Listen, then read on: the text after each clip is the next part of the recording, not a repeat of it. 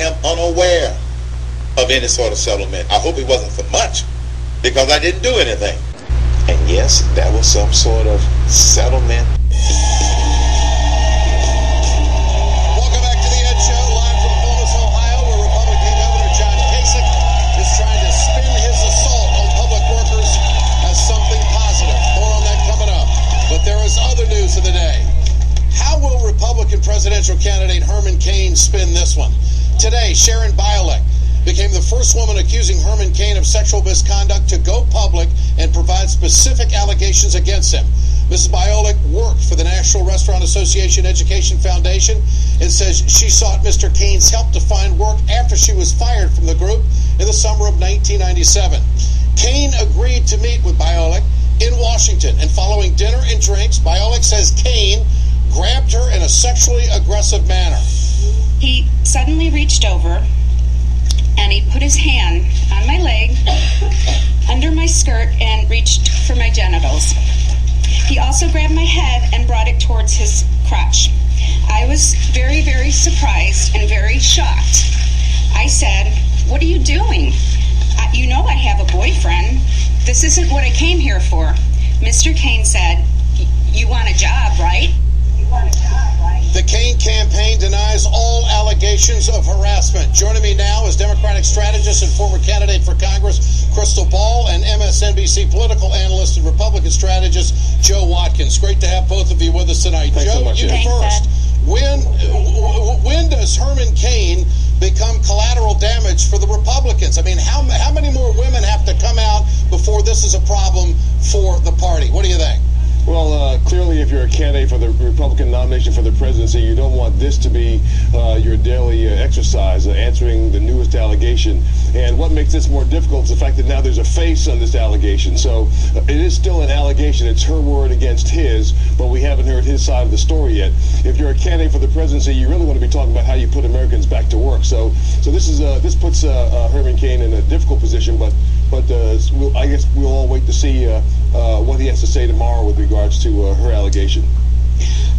Well, Crystal, this accuser says she wants to give a voice to other women who might have been harassed by Cain. Is her statement today a game changer in your opinion?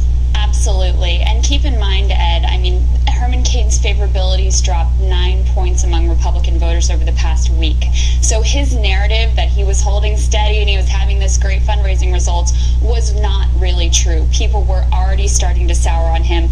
Now he can no longer play the role of the victim because we have an actual victim. We have actual allegations. He can no longer say, but we can no longer say he was hiding behind the fact that these were anonymous women. They weren't willing to come forward. Now we have a face, a name, we have specific allegations, and I think that it's game over for Herman Cain. I don't know that it's game over yet, Ed. This kind of thing has happened to candidates in the past. I mean, candidate Bill Clinton faced very serious allegations when he was the candidate for the presidency in 1992, and a woman came up and held a news conference similar to this one, and he dealt with those charges and was able to move on, successfully win the Democratic nomination, and of course win the election for president. So I wouldn't say this is a game changer in that regard, but clearly. But say we move on from this. Say we move on from this. Then are we going to focus on his flip-flopping on abortion? Are we going to move on to his flip-flopping on negotiating with terrorists? His economic plan, which is devastating for middle-class Americans? His rhetoric that if you don't have a job, blame yourself? I mean, is that really what we're going to move on to? Because I think in that scenario, it's not very good for Herman Cain either. Well, you raised a good point, Ed, when you talk about family values and the Republican Party caring deeply about it. I think a lot of Americans, not just Republicans, care about family values, and we all care about fairness. We don't want anybody to be wronged. We like justice as Americans.